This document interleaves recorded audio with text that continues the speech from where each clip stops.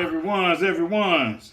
Live from the Kinney. Live from the Kinney, baby. That's right. We Wait a are minute, back. John. Wait a minute, John. I got it. Hold on. Because I got to welcome my brother Ben to the show. And Ben, I just want you to know, finally I got somebody I can talk to. You know, my contract is almost up with the show. So I need you, and you understand me. You about the only one I can talk to on this, because you work with veteran actors and shop, Ernie Tucker. So you can go into a scene where you got some actors that ain't really experienced, you can carry the scene. Well, imagine having to do that every Thursday night. That's what I have to do, man. That's what I have to go through. And my producers ain't paying me. I've been talking to Roger and Keisha. Like, I've been looking, I'm like, Keisha, you wear these hats all the time. You can trade one of them hats in so you can pay me my salary. Hey, Raj, I'll make you lamb chops if you take Glenn out right now. Damn. Thank you. That was easy. Hey, and Ben, Yeah. he misspoke. He said his contract was almost up. What he actually meant to say was his contact with the show was almost up, because we really done with him. And this is the love I get. They know I drink champagne. This is all I got for my birthday. Man. An empty flask. There ain't nothing in it. Hey man, I guess I'm a bit of a cornball, because weren't we on last week? Yes, Sean. Every Thursday we're on. Was I on last week? I think Yes, you Sean, hosted. usually you're here. Usually. Because I feel like it's been. Depending on who you ask. I feel like it's been forever since I saw y'all, man. I mean, according to Mel, you ain't never actually all here, even when you're here. This is true. This is true. And he didn't even deny it. He just looked up. Before we get into things, man, I want to ask everybody watching, as we always do, to please copy the URL. Blessings to you, Jeanette. Copy the URL and share it on your social media pages. Don't just share it, but copy the URL and share that on your pages. It helps build our algorithm. We're still flying high off our Virginia trip, still trying to come down from how much fun that was. And then we come back, and a few weeks back in from Virginia, we get the I'm gonna start calling him Big Handsome. We get the Big Handsome in the studio with us for a whole hour. Ben Stephens. Oh, I thought you were talking about me. You think? You are neither big nor handsome, Robert. Well, you may be big in some places that I'm not aware of. Yeah. God bless and keep you, and make his face to shine upon you and give you peace. Come on, bro. I'm eating, man. I'm eating. Really, while I'm talking about that kind of language. Go ahead, Ben. Hey, man, I appreciate y'all having me back, man. No, we appreciate you, man. And check it out. For those who don't know who you are, don't know what you do, have not seen you moving around on their TVs. He said, "Oh shit!" He must have lost it. Okay, I'm back. Okay. Hey man, tell the viewers who you are, what you do, where they can find you after the night if they want to see you on a bigger, better screen. Tell them where they can do that. My name is Ben Stevens. I play Curtis Duncan on the Family Business. We on BET every Tuesday now. Season 3 premieres on Tuesday at 9. And I hope everybody support it. And he didn't even curse me out for saying Stephens instead of I heard Stevens. it when you said that. I'm like, Hey, it's Yeah, you know, right? It's I mean, if I see you on the side of the road needing help, I'm gonna stop. That's the exactly. We want to apologize for Sean stalking you since the last time he was on the show, trying to get a role on the show and everything. Talking about I can sing, I can do a club. Sean said I was in the I did a couple plays. Right, I was in the high school drama. I was killing them being in the high school drama club. I was killing them. I was hard. They thought I had a future. I did, but just not in what you do. Yeah. That's all. Hey man, before we get in, man, anything going on with anybody, man? Y'all want to get into before we start chopping it up? Y'all anything you want to share? I'm sure everyone is happy that Mel is eating again. It's been a while since Mel was on the show eating, so we actually get comments in mail, MAIL, about male eating. So it's become a staple on the show. So we're glad he decided to get in the kitchen. There's not much left. A fresh strawberry salad with almonds and peppers, and it's delicious. That's solid right there, man. Yeah. No, he real about that thing. He real about that thing.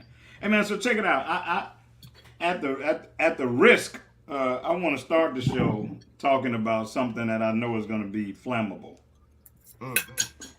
I don't want to talk about the death of Kevin Samuels, but I want to talk about the comfort level that women and some men I've seen have with dragging this brother in the wake of his death. I think that is so uncool. Like we talked about in the green room, this is a dude who really hasn't done any more than put on a suit and tie and got on your computer and said the same thing that your uncle and your grandpappy say that people think is outdated or out of touch or whatever, and you still invite him back every year to the family reunion. There are people that have been publicly and unashamedly celebrating this dude's death. I mentioned that nothing he said has been something that would change your quality of life. He's just talking about how he sees the scope of the dating world and our expectations. And admittedly, I can't say I was a fan, but there were times where I thought he was accurate, just like there were times that I thought he was inaccurate. There were times I thought he was accurate, but maybe he packaged it in a way that people couldn't really receive it. But there were definitely times where I thought that he was spot on. But there were times I thought he wasn't. At the end of the day, I thought he had a right to share his opinion, and I don't celebrate him in death for the time that I didn't agree with him. You know what I'm saying? So I'd love to hear from you guys, man, on it, whether you've seen what I've seen, am I imagining it, or what. But Robert, let's start with you. I think that it's terrible. I mean, there are a number of celebrities, in fact, that have talked about Kevin in a negative way. And it could be that they felt something. But on the flip side, I've seen women who have talked about him in a positive way, how they've actually helped, their lives. So because Kevin did he aside from when you call in and talk to him, he would give you advice, particularly if you're a woman over 35. He also talked about the others too under that. But so some women have actually said some great things about him as well. But it just kind of tells you, man, how people can dog us out once we're gone. That's probably the biggest thing for me. Ben, were you familiar with him? Did you know his presence on? He was basically came to fame as a YouTuber, but No, I know who Kevin Samuel is. I listen to his how I think one thing about him though is not. I don't think he was saying like the wrong stuff, right? I just think like his deliverance was a little harsh, and so I think that's a lot of it, because you can say the right thing and just say it in a way, I think that a lot of people saw him as arrogant and pompous, and those are things that I think if he delivered it. If he delivered it a certain way, I think people would have received it a little bit better. He came across to me like a shock jock, like a Howard Stern, right? So I think that was his whole thing. But I think sometimes, it's how you deliver the message, whether somebody's going to receive it or not. I saw one lady post something that just like he told so many women they would die alone, he ended up dying alone with a woman he didn't really know, on top of a woman he didn't really know, and woo. And I mean, it was just all it was the same way, football fans that weren't a fan of Dwayne Haskins, like if you hated him as a player, you still have compassion for his family and those who lost him, in death. I mean, that's just a humane posture and a humane position to take. Glenn, talk to me. What have you seen and what did you think about it? Yeah, that's a good point. yeah, I've seen some good and bad and some ugly. But like you said, that's somebody's son, that's somebody's father, which turns out I think he had a daughter. That's somebody's friend. And there needs to be at least some level of respect in death, that even if he didn't show it in life, you have to be the bigger person and show it in death, with respect to the people he left behind that actually loved him. And you You know may it not has to have be connected to the fact that he said something that triggered you, Right. and you've held animosity toward him Right. because it hit home, you know. But the point is, he had a call-in show, and the key word is call-in. So you made the choice to call in. So whatever you got for you knew what you were getting when you called into the show. It's So, like going to that restaurant where you know they're gonna mistreat you when yeah, they take your food it's order. it's like where they talk about you and throw stuff at you, and then you shocked because they did it. You know what you were getting into when you got out there. Right. So, voluntarily. I saved Mel for last on purpose because Kevin was actually our fraternity brother. And so I definitely wanted to hear from Mel in terms of what he thought about it. Couple things. Number one, I will say I wasn't a fan of his delivery. Right? It's the term serving caviar on a garbage can lid, right? You know what I mean? Like you can say and some of the stuff he said I might not even necessarily agree with. Let me start by saying I never watched the full episode. I've only saw bits and pieces and clips. Same for me. So, yeah, me too. So the stuff that I saw of him, was it a little bit harsh? Yeah. And Ben said it, like a Howard Stern. I don't listen to Howard Stern's show, right? Because it's not my thing. I don't understand how people get mad about something that they have the option to ignore. You know what I mean? It's not like he was forced upon people.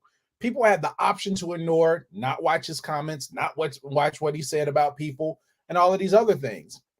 The same level of whatever that he had, I would compare to Jerry Springer. Jerry Springer has been doing all types of crazy stuff and, you know, talking about people and you are not the father and all type of it. It's trash television to me. However, nobody drags Jerry through the mud at all. Okay.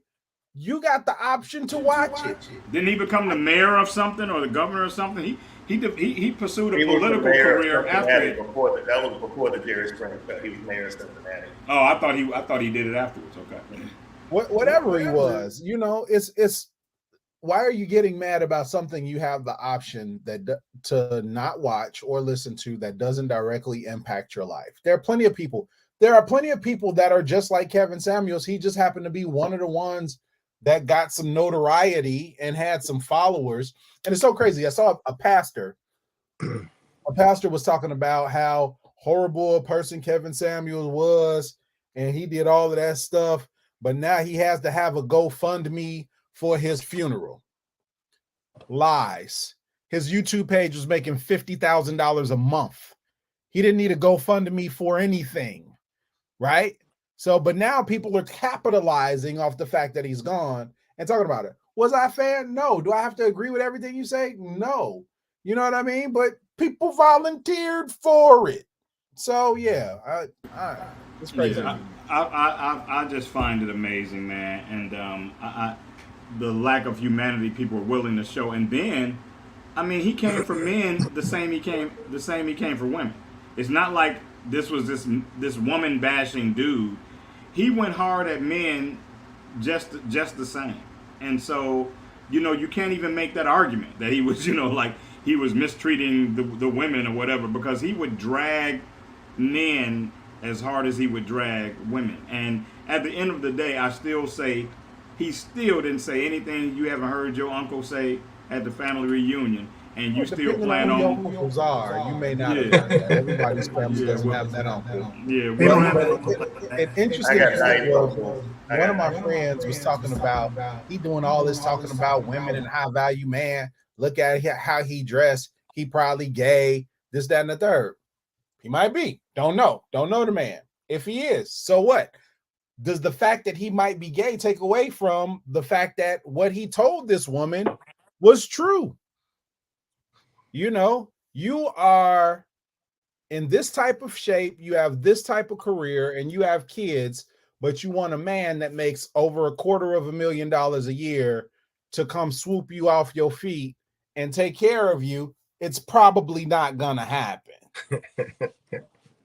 Yeah, he never really to me gave unrealistic advice. It was just packaged really crass, and I think that was what got him notoriety. I believe if he was giving those same messages, but giving them kind and sweet, nobody would know his name. It was Yeah, that's definitely. I think that's definitely what got him the notoriety. Yeah.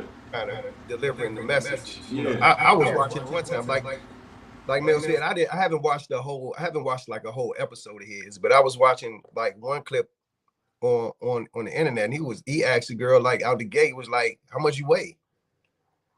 Right? And he was like, how tall are you? And she was like, I weigh like 260, I'm 5'5". And he was like, Ooh. Oh. And he was just like, yo, you're not gonna get the type of man like you want, and I was just like, wow. There's And I'm sorry, but if you're a man that's 5'5" and 300 pounds, you're not gonna get the type of woman you want either.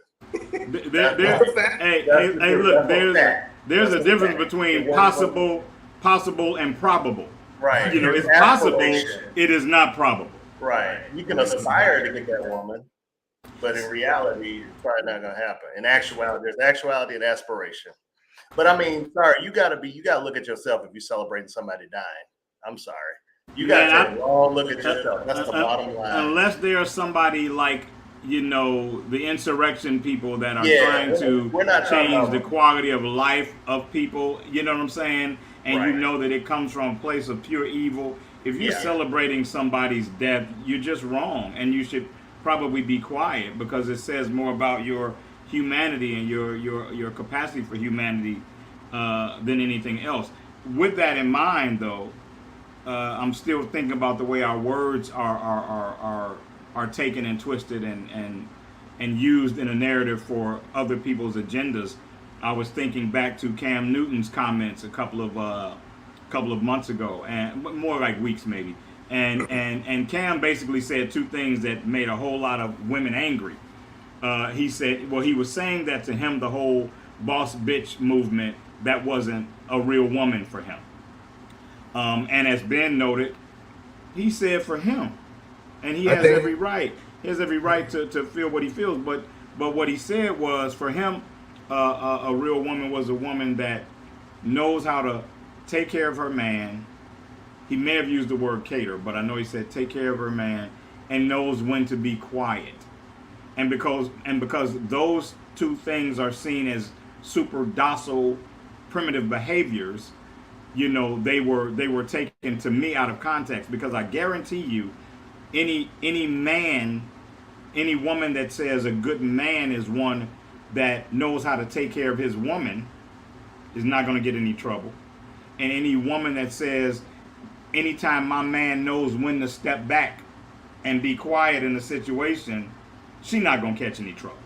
So I believe you can put the same thing, the same blatant thing over a man and a woman, and it become a different thing. Because he said she needed to be quiet and she needed to take care of her man, it became this prehistoric,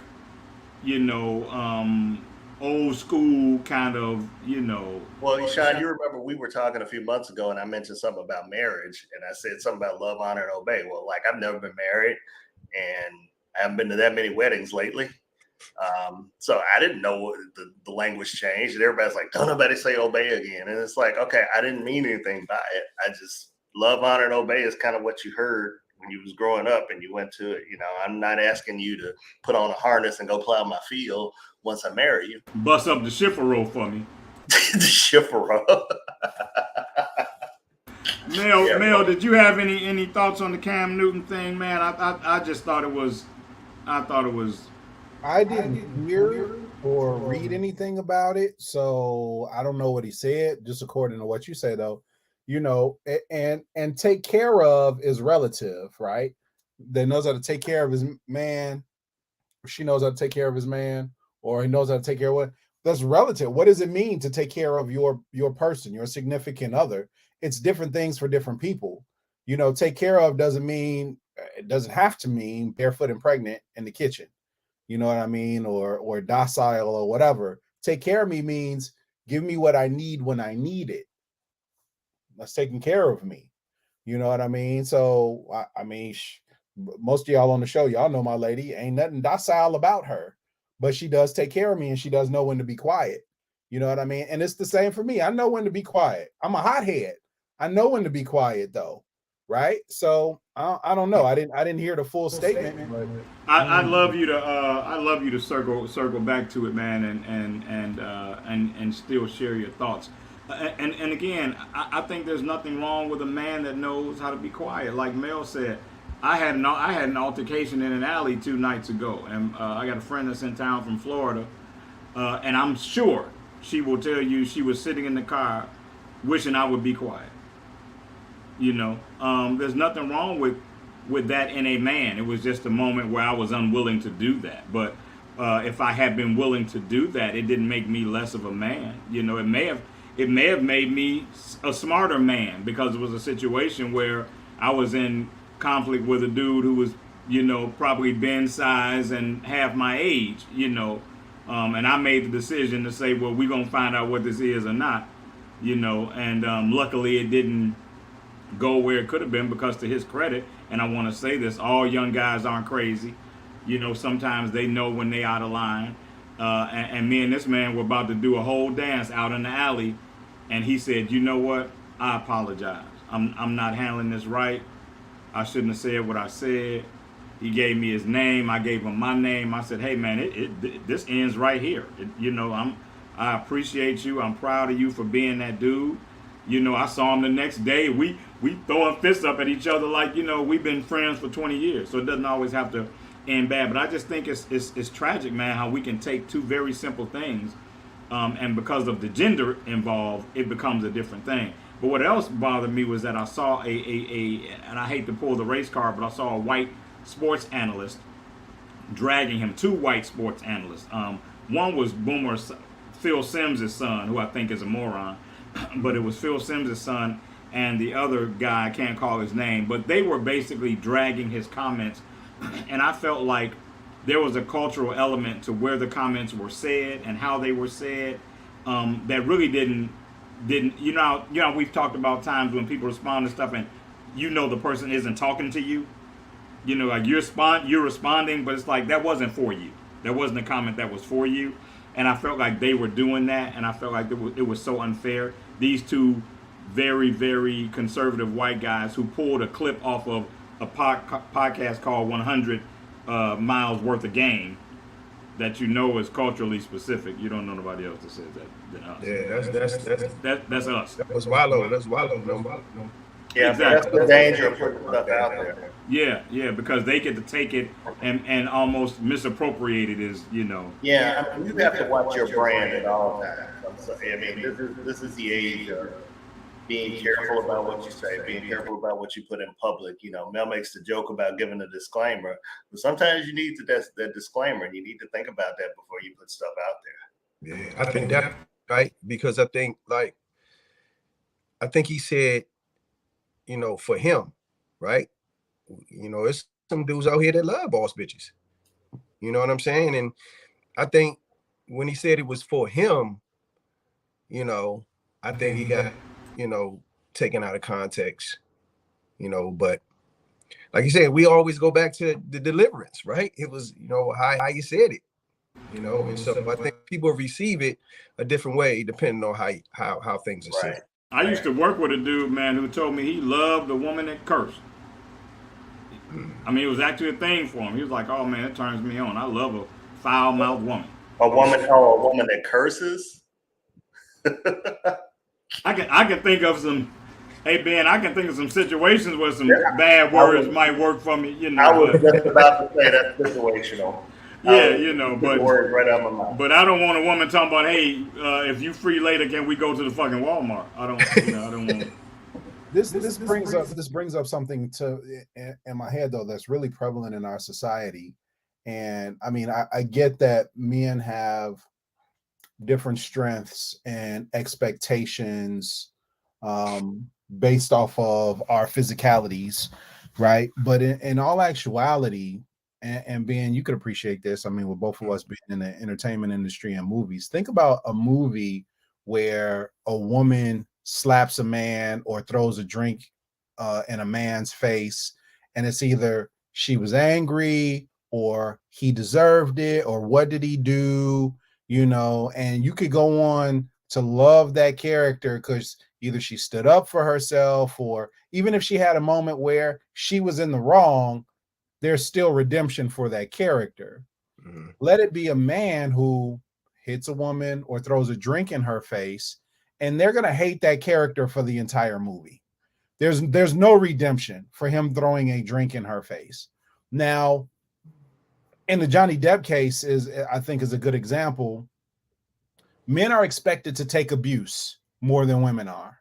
It's a man up, or, I know you're not really talking about she hit you or whatever, even if it didn't hurt, even if I'm 6'1", 220 pounds in decent shape, and a woman could punch me and it might not affect me, but you still don't have the right to put your hands on me like that. Right. But if a guy, and let's just say he's 5'2" and 120 pounds, but he still punches a woman and it doesn't impact her or affect her or whatever, because he's a man and he did it, that's extremely abusive, and he shouldn't, when in all actuality, nobody should put their hands on anybody. Now I'm all against men that are abusive, but I'm also against women that are abusive too. But there's no redemption for men if we do something that is seen as abusive or whatever, whether it's fictional in a movie or real life. Yeah, but that goes both ways. I have 4 sisters, and abuse there's no excuse for it.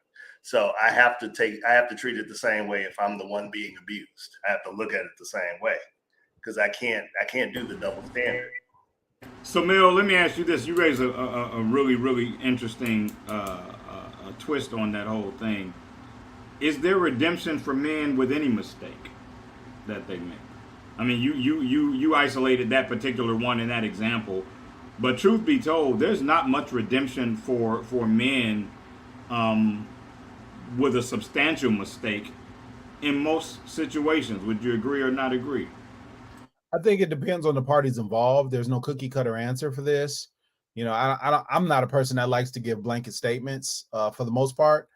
I think in some situations with the right people, the right conversations around the mistake, then it could happen. Lord knows I've made some mistakes in my life, and I'm far from perfect. With the right people, the right conversations, the right level of understanding and willingness to see where the real issue is. Because sometimes the incident is not the root of the issue, right? The incident is just the aftermath of what's been growing all of this time, and a person acted out in a certain way, but the real issue is this. So with the right communication and getting to the issue, I think it can be done if the parties involved are willing to really look at what's going on. I think that's what happened, Mel, with the Will Smith Chris Rock situation. I think what he said wasn't warranted what Will did, but I think Will was probably going through some other stuff, you know what I mean, that when he said it, he might have felt a certain way and did what he did, you know what I mean? So I don't think like what Chris said warranted what Will did, but I don't think it had anything to do with that. I think it was some other shit that Will was going through. That's my. Hey, Robert, I wanted to hear from you on what we were talking about with Mel, with whether or not you thought that there was an imbalance in terms of what men were responsible for, and whether there was redemption for them when they make mistakes. Do they get a comeback from that? Do like Mel said, even in the movies, they write the movie that by the end of the movie, you can love on her again. I was watching one of my favorite movies, my 2 favorite movies I watched last week, Forgetting Sarah Marshall and The Proposal. And both these movies start with these 2 different ladies really both doing some very heinous shit, but in just different things, but it was really foul what they did. And by the end of the movie, the story is written so that your heart goes out to them and you have compassion for them because they see the error of their ways, basically. Um, what do you think about that? Is that a real thing for you? Do you think that men suffer a totally different price when it comes to that? Yeah, absolutely. Mel said it best. I think that there's always an underlying issue that's going on, and we get the brunt of it when when it kind of bubbles up. I've been in situations with people, and I didn't know why they're hitting me, but as we've said, you can't hit them back because then they lose every sort of respect for you, and or will tell their friends about that part of it, but they're not telling them the whole part of it, which is unfortunate. But I think it also comes with a level of maturity. I think we need to look at where people are, and if we look at where people are, and I know this takes time, by the way, to look. You have to know your partner. Ben, you said it with Will, and Jada knowing him could have potentially calmed that situation down. I'm still a firm believer that your partner is supposed to be that safe space for you or the protector. Jada, the reason that he went off. I know that Jada is, but I'm saying she could have grabbed him, Mel, before when she saw him going up. You're saying she had the control, and that's she had the control. And, she and pushed the button. Will laughed at the joke at first. I didn't want to remember but the button laughed at it. He laughed until he looked over at her. Because he's a comedian. Then the button should have been stopped. Yeah. So I think that to your point, Sean, we know our partners. As Yolanda said, it's a trigger moment, and when that trigger moment happens, it happens for us. But I've been in those situations. I was a great guy, Christian, guy, etc. But man, when things went south in my last marriage, I'm this, that, and the other with her family, and it's not fair, but it's their reality, and I can't do anything about it. I think a lot of times, and I'm not saying anything about the Will Smith thing because I vowed that I would not, simply because my opinion on it does not run concurrent with the opinion of the majority. But I think a lot of times, Robert, those are people, man, that think that about you anyway. And they're just looking for the opportunity or the reason to be open about what they think about you. Absolutely. Because the family and friends and loved ones of the person that you were with know who they are. And they know what they're capable of. And they know how they were probably treating you or what they were putting you through. And so if they allow her that space to dog and drag you and join her in that space, they probably weren't fans of yours to begin with. And so it has really nothing to do with what she did. I mean, most of us are at a place now where we can love somebody and still call them out on their wrong. So but I agree with you completely, Sean. But I think it goes back to, original question that we were talking about. We're expected to be perfect. So that's the bigger issue. We're expected to be we're expected to be perfect, but yet when there's a flaw, sometimes people look at that flaw and they blow it up, right? Yeah. And so when they blow it up, that makes it, they put you on blast that, ooh, he has a booger in his nose, or something like that. I mean, so it's. Well, the double standard is definitely real, and there's an aspect of it that I want to circle back to before we're done. But I also want to pitch to Mel, because there was a story in the news that he had much more familiarity with than I did, and I asked him if he wouldn't mind quarterbacking, presenting that to you guys and us. Hey, Sean, before we do that, though, it's interesting because the conversation in the chat room was a song by Jared Stone, "I Bust the Windows Out Your Car." John Legend did not make a song called "I Bust the Windows Out Your Car." No, only a woman can get away with that song. So I don't know about the equality part of it, your question, but there's no way that a man could write a song about busting the windows out of a woman's car. And then she gonna say, That was Jasmine Sullivan, right? and my car better than yours anyway. Yeah, Jasmine Sullivan. Yeah. Mel, please, brother, indulge me. There was a story about a bus of young black female athletes that was profiled and pulled over. I'd love you to share some details with about. Yeah. So, a couple things. I didn't know Delaware State was an HBCU. Number one. Number two, when they said a bus full of lacrosse players got pulled over, I wasn't thinking they were black. Not that black people don't play lacrosse. It ain't a whole lot in Chicago. Right, it ain't a lot. My nephew did actually, but yeah, not a lot. Yeah. So the lacrosse team from Delaware State was driving back from a tournament, and they were driving through Georgia and got pulled over by a white sheriff's department that basically got on the bus and was like, yeah, we think you're smuggling drugs through, the excuse they gave was a lot of drugs come through here. And they were like, well, are you, if there's anything in here, you need to tell us now. And the girls are looking like, anything like what, so they brought drug sniffing dogs and all of this stuff. One girl had a package. She was a senior, had a package. Some family members came to watch her play and gave her a gift. They went through it. They were like, well, whose is this? And she, mine. What's in here? I don't know. My aunt told me to open it when I got back. So you accepted something from somebody and you don't know what it is? Come on, bro. Like, really?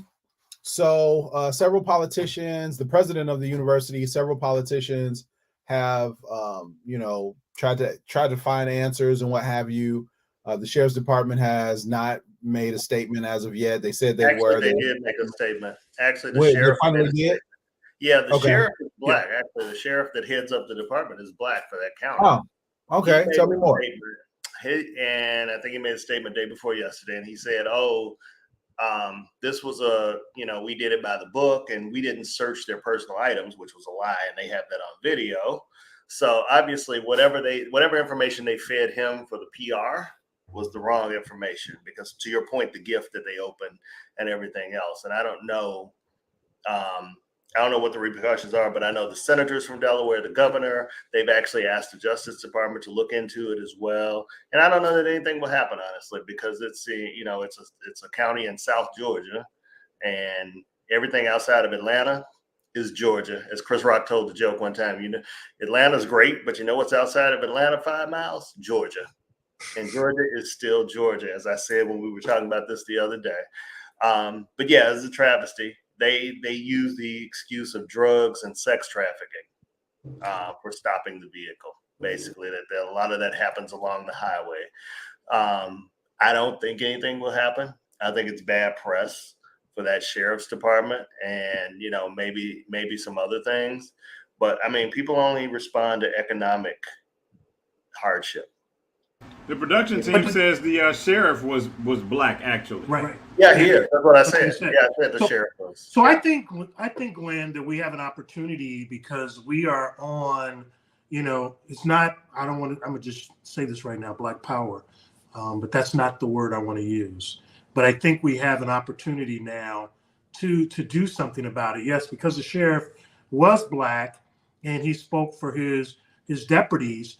I still think that if we push, that agenda, we can actually get some things changed, or at least some attention given to it, as well as some potential lawsuits. Yeah, I mean, there could be a potential lawsuit because it was an illegal search and seizure. Yep. It wasn't a seizure, but it was an illegal search because they pulled him over for a lane violation. I've had plenty of lane violations where my car didn't get searched, and the drug sniffing dog didn't come up to see what was going on with what I had in there, So, so it was an illegal search, definitely. At worst, it was an illegal search. Would you have champagne? Hey man, we got about 15 minutes left, man, and I want to real quick shout out Kennery Smith and Randy Stress, who both are in the room. as well as everybody watching. I'm so tired, man. I feel like I'm talking like I got numb lips or something. But I want to thank everybody that's watching with us. If you haven't copied the URL and shared it, please do that. If you're just tuning in, the big man in the middle, the center on the basketball court for the night, is Ben Stevens, who is an acclaimed actor, and just at the end of the day, he's a good dude. If I wanted to be remembered for anything, it wouldn't be anything other than being a good dude. The other stuff is extra gravy, but Ben's a good dude, and he's been here with us before, and we look forward to all the times that we're going to be able to get on this schedule and have him come chop it up with us. I saw something. I don't know if he's a good dude. I've seen him at the back of a Mack truck with a 12 gauge in his hand. You know what I'm saying? He was at work, Mel. He was at work. He was at work. That's the whole acting. Hey, Mel, thing, Oh, right? Curtis and Ben are two different people. Okay. I saw Curtis tap somebody. Curtis and Ben, two different people, man. Hey, Ben, sound like Curtis ain't shit. You had that look on your Hey, face. let me tell you something, man. Enjoyed it. Curtis a bad dude. I actually love playing the character, man. He loyal. He love his family. You know what I'm saying? He loves. He's to a cook. protector of his family, right? Yeah, he don't play around. He'll fuck you up over his family, man. He don't like that shit. Hey, but a lot of actors, man, love playing characters that are stretches from who they are. So that supports the fact that, you know, Ben is a good dude. Curtis ain't shit. Ben, somebody that shouted you out from. Curtis a good dude too, man. Yeah, Curtis a good dude, man. Unless you're on his bad side, it sounds like you're on his bad side. Then it's gonna be a problem. You know? Somebody just shouted you out from PG County. I'm assuming that's Prince George's County in Maryland. Yeah, right? yeah, that's PG, Yeah, man. okay. That's where I'm from, bro. I'm from like, where I grew. I moved to That's- PG when I was 12. I used to live in Southeast DC. So You know, that's the most affluent county for African Americans in the country. Ben, you was loaded before you started acting, huh? Is that what you're saying? I mean, Now the truth comes out. It's like one, maybe two areas in PG County, but then you got you know areas like Capitol Heights, and I grew up in Forestville, but I stayed around like the Landover area, Columbia Park. yeah, is kind of where I Landover, kind of okay. stayed. Where the bullets Kind of used to like go. where Lynn Byers grew up at, you know. Yeah. So I was at that rec center. Okay, where the So- bullets used to play in Landover, Maryland. Yeah, that was The way old- back. the old Yeah. arena. Yeah, the Capitol Center. Glenn just ruined his ongoing perception that he's the youngest guy on the cave by knowing that. I was watching some old stuff from YouTube from back in the day. Yeah. Let me tell you how old that is.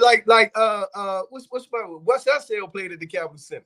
That's what I was gonna say. That's some old Wes Unseld story right there, Ben. That's what I was gonna say. You can't be the youngest dude in the cave and you know who Wes Unseld is. I watched NBA history.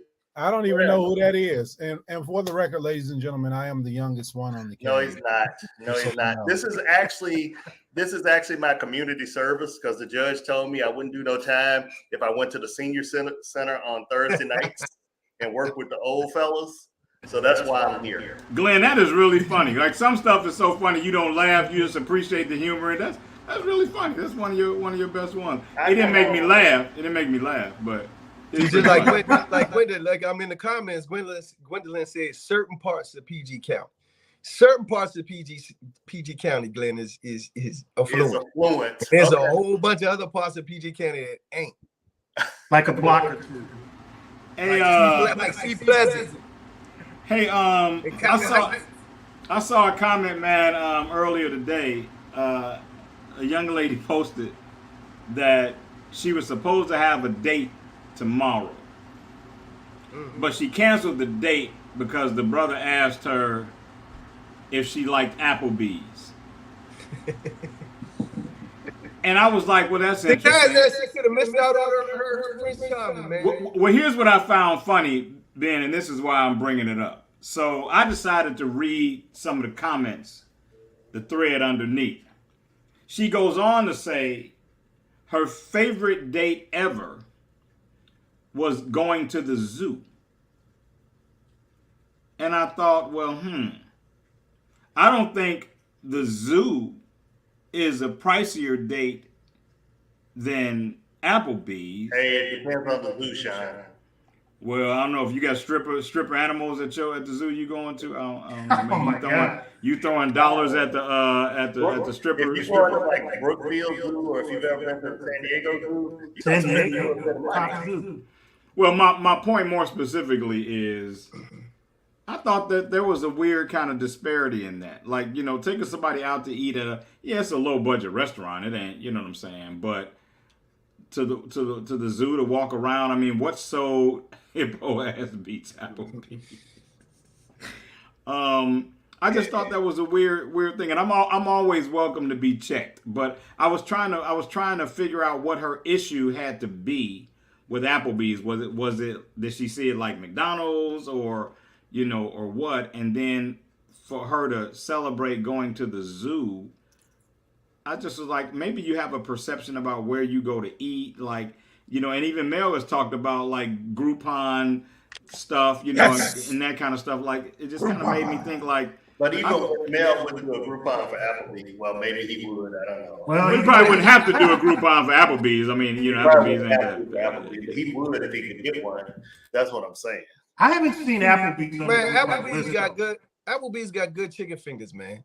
They used to have the best chicken fingers. You'd get those chicken fingers with some honey mustard, and you had a meal. But We could have missed down. out on her Prince Charming, man. I mean, when me and my wife first started dating, man, I only have enough money to take her to the arcade, bro. We used to go to the arcade all the time.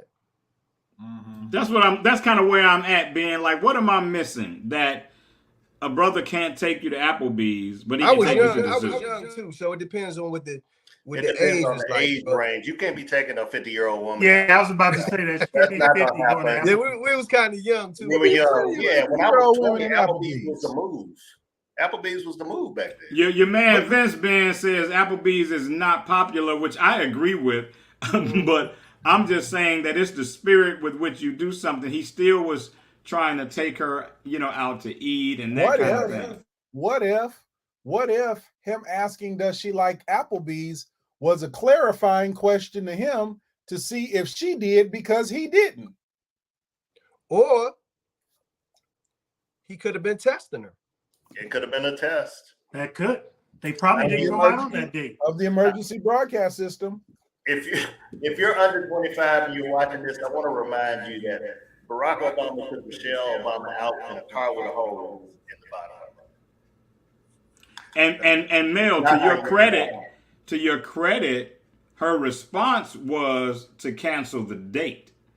So he may have never even learned whether or not she liked Applebee's or not. Right. And let's just say hypothetically that was what he was doing. She cast judgment so quickly that he still never found out because she canceled the date. Because she's like, you ain't taking me to Applebee's. You know. Yeah. There's so many, you know, we talked about this on a couple of other shows, that there's so many things that we can do on a date. I still think I won the competition. And you did not. You did not. And don't try to tell people that because they weren't there. You did not. For the hot air balloon. But I think that, you know, there's something that we can do. I should have won. But I think, you know, even I should have been taller. I talked about blindfolding people and I didn't win. I don't understand that one. Well, that's the reason, because you blindfolded people. But what? Yeah, it wasn't supposed to be a kink date, Glenn. It wasn't supposed to be a kink date. That was whips and chains or anything like that. But I think you could even if you went to the zoo, you know, there's an opportunity to do a picnic. So I think she missed out on a number of great opportunities there. Yeah, I think it's just tragic, man. How we Hollywood tests are ridiculous and counterproductive. She's triggered by it. I agree with Hollywood. That's Danny Underwood. I appreciate you stopping in here. Yeah, come on, Mel. It doesn't necessarily be a test. It could be the start of a conversation. Like, here I am. He didn't test her by taking her to Applebee's. It was a question. Do you like Applebee's? Might not be a test. Yes or no, I don't like Applebee's. Okay. What if it was and this is all hypothetical, of course, but what if it was well, if she like Applebee's, I know she gonna love Benihana. Right, I was gonna say it could have been just a barometer check. Just Right. okay, well, Yeah. okay, well, I know what you don't Applebee's, like. I know yeah, where yeah. not to take you. Yep, yep. You know what I'm saying? We Like you all don't had like that. woman- To Ben's point, he took his wife to the arcade. It was actually pretty cool. Actually, I'm laughing at Vince. Vince said he took his wife to the strip club. You know, Hey, women get hey, a lot of free stuff at the strip club. I'm not gonna lie. Those Women of get a Mel lot of free Robertson stuff at the strip or club. any company that he represents. Hey Ben, and Yeah. if Vince was smart, he married her that weekend. He was like, Man, baby, man. why wait? Let's get this done. And Let's You get like this the done. strip club? Yeah, and Vince has been married, I think, 17 years now. I think he's celebrating his 17th year of being married to his wife. So strip club man worked for him. So women, It's 17 years, and on their anniversary, they play get it, get it, get it, get it, get it, get it, get it, get it all day. Hey man, we got about 3 good minutes left before we get out of here. I want to talk to y'all about a concept I saw that speaks to the way fractured thought processes are so overflowing on social media, and how all it takes is really somebody else who's broken in the same way that you're broken, or experiences a dysfunction in the same way you do, and then those people get together, and the next thing you know, they have a whole voice on social media, almost like the people that are dragging the dude in his death. I heard somebody call that trauma bonding, and I thought that was amazing, because what connects people is what they have in common. But we think about that on the positive side, on the upside. But the reality is you can share some trauma or some fractured perceptions of the opposite sex, whether you're man or woman, and anybody that sees life through that same fractured lens becomes your friend, becomes your ally, because they affirm what you're thinking. They affirm what you think. Come on, Mel. So, and trauma bonding too, from a psychological standpoint, doesn't have to even be that they share the same experience or opinion about said trauma. It could be one person went through something and the other person was there for them through that trauma, and the bond was created because of the trauma, even though the other person didn't go through it. That also is another form of trauma bonding. That's something that I went through personally. Yeah, and I think a lot of us we might not have been equipped to label it, because then what happens is once you experience your healing, that person's purpose is not the same for you. They're helping you through something, and then when you get to the finish line, you have to redefine what their value is to you, because you don't need them to do what they had been doing for you before you you got And that's healed. called divorce. Yeah, that's what that's called. But there's a lot to trauma bonding.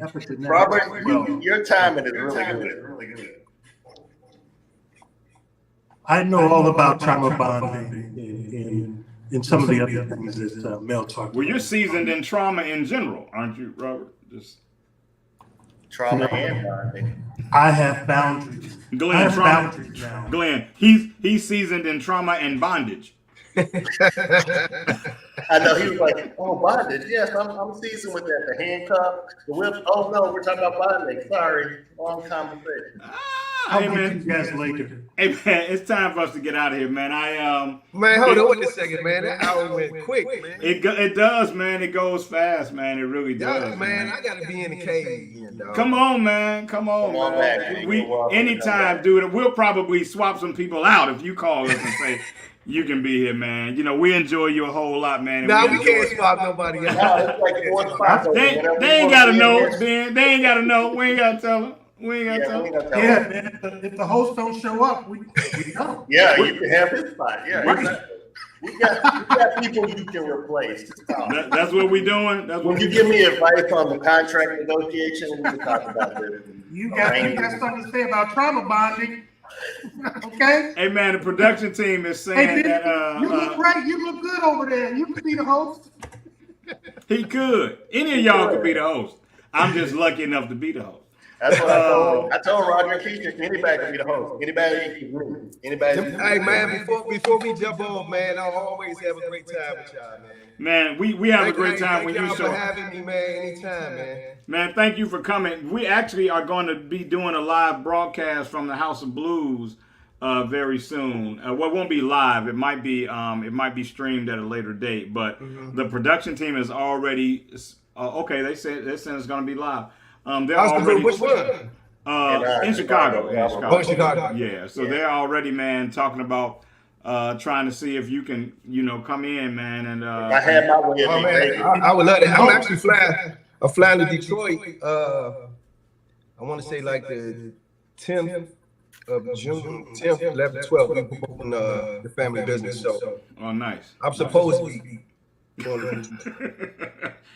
Well, man, look, again, man, we enjoy you, man. I'm not just saying that, man. When we see your name come up as who's rocking with us that week, man, we're all excited and appreciative, man. You've always shown yourself to just be a solid dude, good dude, and we're glad, man, that you think enough of us that you'll hang out with us for an hour. So when we leave, don't leave. We're going to follow up in the green room. Everybody watching, man, we can't thank you enough for supporting us. Whether you agree with us or not, you still show up, you still show out, you still tune in. If I piss you off or Glenn pisses you off, you still come back. Well, most of you do. People love me. I don't know what you're talking about. People love me. I'm the lover of Mike. You know they love me. They love me. For sure. Hey, man, but again, I love you guys. Nothing you can do about it. Thank you guys for watching. And until next Thursday at 9, this has been Live from the Cave. Camped out at home for COVID? Join us, Indie TV, where you will see the talk shows, movies, drama, action, and comedy. Be the first and see it first. Sign up now for free at Indie TV.